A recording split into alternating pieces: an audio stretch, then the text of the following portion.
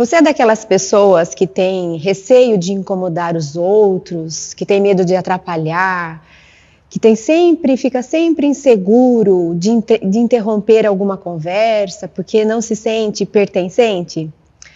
Acho que tem um lado muito bom a respeito disso, a gente precisa validar, que é realmente uma noção de si, do outro, do coletivo. A minha mãe diria, isso é uma boa educação. Você pensa em si, mas você pensa também no coletivo. Mas a proposta da nossa conversa hoje é um outro viés, é um viés mais psicológico, mais para o lado emocional, psíquico. Às vezes, a gente se sente, sim, um incômodo, mas um incômodo constante, como se a nossa própria vida fosse, por si só, algo que atrapalha o coletivo. E aí, para falar disso, a gente precisa pensar um pouquinho a respeito de autoestima. A autoestima, ela vai ter relação com a imagem que a gente tem da gente mesmo. Como você se vê, como você se descreve, qual é a opinião que você tem a respeito de você? Quais são seus valores? Como é que você se definiria? Se no conjunto dessas respostas, quando você pensar sobre você mesmo, você identificar tantos pontos positivos quanto os pontos negativos, significa que você tem uma boa visão de si mesmo. Porque sim, nós temos o nosso lado luz, mas nós carregamos as nossas sombras. Tanto faz se um lado é um pouco maior do que o outro.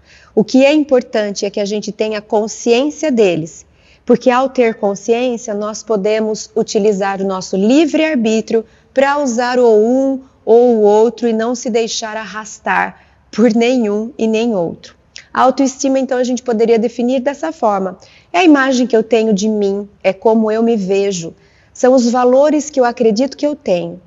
Agora, nós dizemos que é uma autoestima baixa, por quê? Porque quando eu me descrevo, eu relato mais aspectos negativos.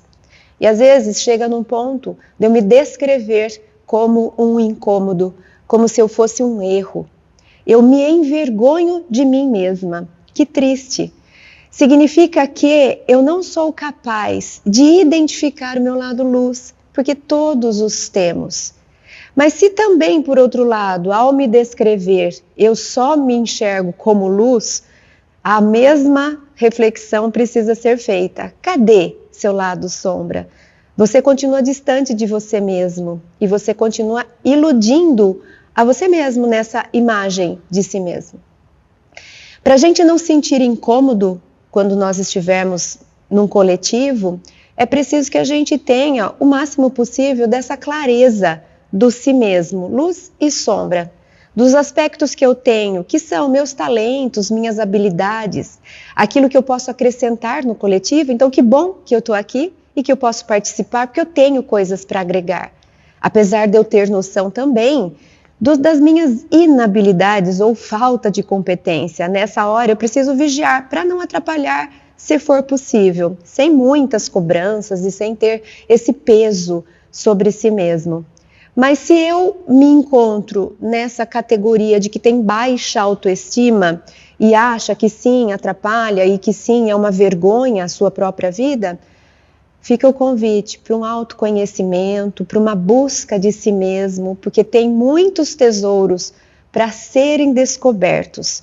Ninguém é só uma coisa ou só outra.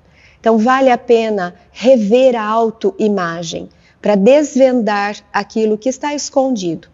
Quando nós somos criança, nós já começamos a desenvolver a autoimagem, a autoestima. E muito do que nós ouvimos, nós acreditamos como verdade. Por isso a importância de dedicarmos tempo, análise, estudo para a educação, quando somos responsáveis por crianças e adolescentes. Cuidado com o que você diz para o seu filho, para o seu aluno, para a criança com quem você convive. Porque ela pode assumir aquilo como verdade e pode colar em si mesmo como se fosse um aspecto de si, acreditando que não é boa o suficiente. Uma dica fácil para identificarmos a forma melhor de falar com as crianças é quando elas estiverem cometendo algum erro, algum equívoco, que a gente sempre lembre, fale do equívoco e não da pessoa. Nunca diga você você errou, você está errado, você é um erro, olha o que você fez. Vamos focar na coisa em si. Eu amo você, apesar de eu não ter gostado do que você fez com o seu brinquedo. Aquilo que você fez, a gente pode avaliar e dizer tem coisa melhor para se fazer. Ainda assim, você continua sendo alguém de valor, eu continuo te amando e você sim vale a pena estar no mundo, estar na presença, porque você acrescenta. Então fica aí essa dica, quando você se sentir um incômodo, acho que está na hora de desligar um pouco o mundo lá fora e mergulhar nesse mundo rico que existe em você, para você se redescobrir e ter a certeza de que cada vida, cada ser humano vale a pena ser encontrado, vale a pena ser visto, ser ouvido.